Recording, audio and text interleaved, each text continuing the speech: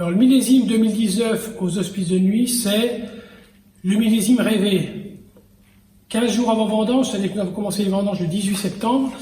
15 jours avant vendange, il faisait encore très chaud, il faisait encore très beau. On avait beaucoup de doutes sur le fait de savoir si comment la vigne allait se comporter face à ces derniers jours où elle commence à être plus fragile, les raisins arrivent à maturité. Et finalement, on était rassuré par les premières coupes. Quand on voit les raisins défiler sur la table de tri, on s'aperçoit tout de suite qu'on a la maturité, que les grumes se tiennent, qu'elles n'éclatent pas.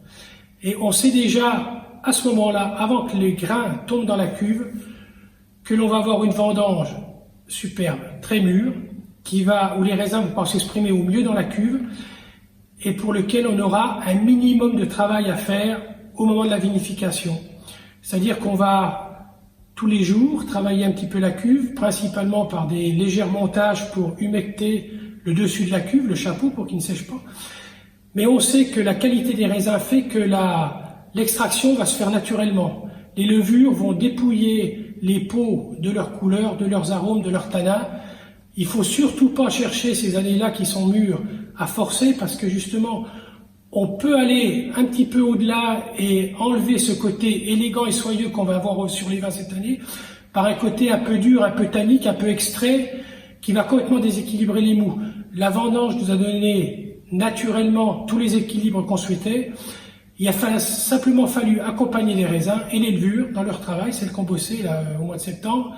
Il a simplement fallu les accompagner pour donner un produit effectivement riche, coloré, riche en tanins, riche en parfums, mais sur le côté soyeux, sur le côté agréable du vin.